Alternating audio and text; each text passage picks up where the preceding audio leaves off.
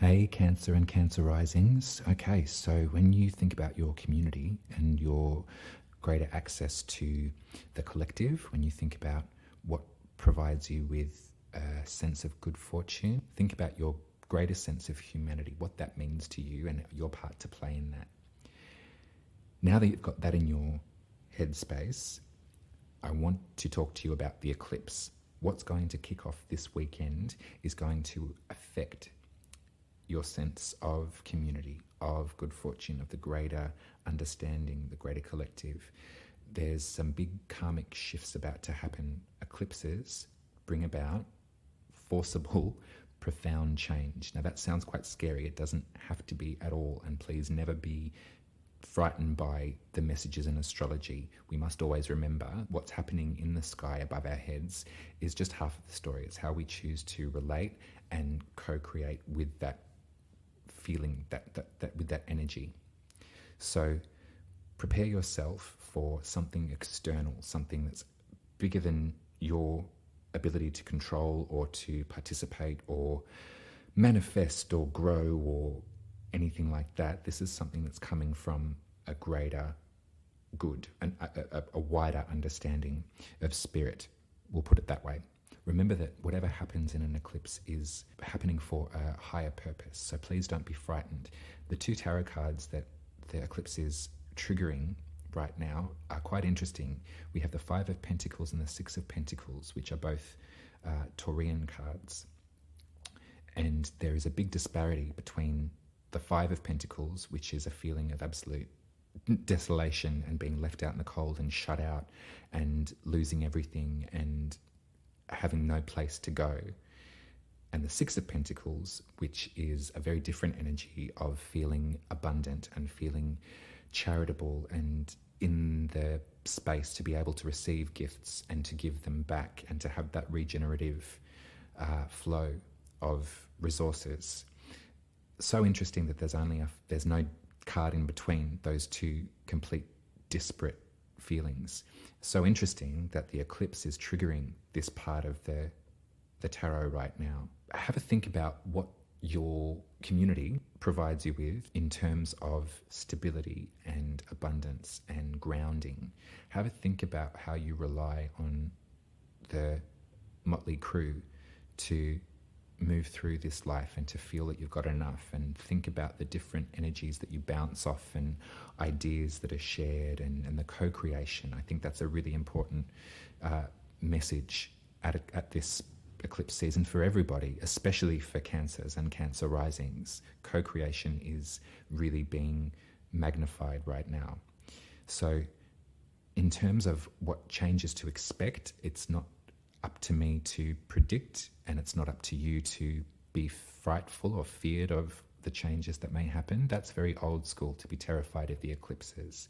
If we can look at them now with a greater sense of co-creation, taking some of the pressure off our own back of success or failure, and realizing that there is a greater dance that we're all a part of and we're all moving with. So have a think about that, and if there is changes that occur in your sense of community, in your sense of blessings and good fortune, your ideals, your social values, your friendships, things like that, if there are shifts that are beginning to occur now, rest assured that this energy will be ping-ponged back and forth for the next 6 months, and there'll be an opportunity to release whatever has been kicked up, whatever dust has been kicked up now. There'll be definitely an opportunity to release that in 6 months when we go through a full moon eclipse in Taurus. So that's just one thing that I really wanted you to know. It's kind of not, there's nothing really that can be done, and if you're getting that sense of anxiety or worry around certain aspects of your life at the moment, and your ire is up and your blood's boiling and you're worried about how, the hairline between poverty and wealth that you might be treading right now, let it go and understand that this is all a process, and that really it's a co-creation process. So you've got access to the minds and souls of other people as well in order to move through together. Now, funnily enough, at this eclipse season, we've got a real push and pull, a real counterbalance between that kind of stark regenerative change that's happening with the solar eclipse, and also a beautiful, lovely, soft, gentle, vibrant feeling with Venus and Jupiter having a little kiss. And that's all happening in your ninth house of philosophy and spirituality and religion and learning and teaching and travel, mind expansion. Jupiter's in there and Venus has arrived, and they're in an exact conjunction together. So their energies are bouncing off one another. If we remember that Jupiter expands everything and shines a light and sort of magnifies with optimism, Jupiter's doing that to Venus, which is our goddess of love and beauty and sensuality and all of those delicious things that we know and love Venus for. And that's happening in your ninth house. So there's great opportunity to learn here, or to teach, or to really zone in on that part of your life, on your philosophical point of view, on the way that your life views, your wisdom traditions, perhaps some of the things that you've put aside for a time. It might be the perfect time,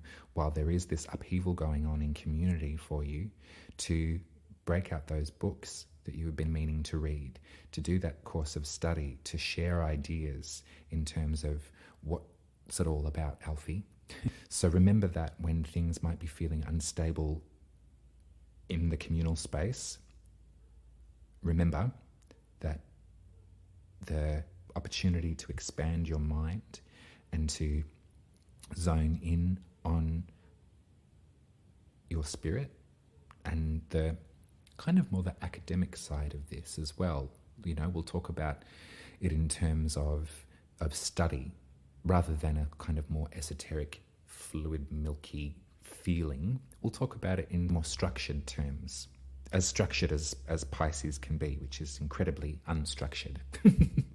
But that's it. Pisces rules your ninth house of spirituality and mind expansion. So in terms of your intuitive body, being really adept at that, and that's, let's go with your learning styles. That's also something to be really held onto right now as well. Go with, you don't have to formalize anything. Not dogma. That's something to really hang on to. Don't let anybody tell you that you're doing it wrong. Use your intuitive body to move through these lessons and to receive them when, we only pick up what is resonating for you, only pick up what makes sense to you. And it probably will be your emotional body. So remember, you're a Cancer. You are ruled by water. You are ruled by your emotional body for good or for bad.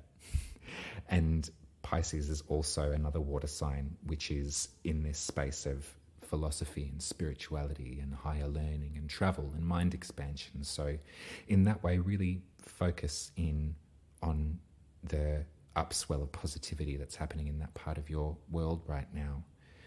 Remember that everyone is going through this eclipse. It's just a matter of in what part of their life it's being triggered. Everyone's going to feel this turbulence in some way.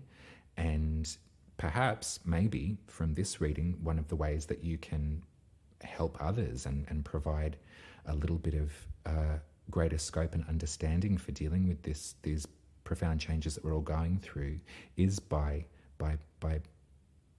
practicing and boning up and learning and filling your knowledge bank with lessons and some of the wisdom traditions that perhaps have been cast aside or dusted under the rug, or you've been frightened that people will laugh, or whatever it is, whatever. There's been so much oppression and so much dysregulation of the ancient wisdom traditions. They've been so cast aside, and it's going to be a constant battle, and there's no school of thought now to run to try and find the righteous answers. That's not what we're working with. We can't work under those systems anymore. No one is going to show you the glowing light of righteousness. You're not going to win out on any kind of moral high ground. That's not the goal. That shouldn't be the goal. As far as an internal sense of peace and understanding and vibrancy, that's where we need to find our answers, our spiritual lessons, our philosophies on life. What lights you up? So yeah, in closing, Cancer, the destabilization of the groundedness of community is going to be counterbalanced by your deep dive into some philosophical lessons. Go with the flow. Use this time of change to pop your glasses on, make yourself a cup of tea, and absorb as much information as you can that makes you feel centered and optimistic for the future. Much love to you. Let me know how you like this format. I've been sort of changing things up because it's eclipse season. I thought that I'd give you a little mini podcast rather than a formal written horoscope. I'm looking at my tarot cards and looking at the astrological placements on a birth chart for a Cancer rising. So I'm using these two different reference points for this more off-the-cuff reading. So let me know how you like it. All the best for the eclipse. You've got it. Don't worry. Everything's going to be just fine when we stick together. And you're good at that, Cancer. That's what you do. Much love to you, and I'll speak to you very soon. Ta-da.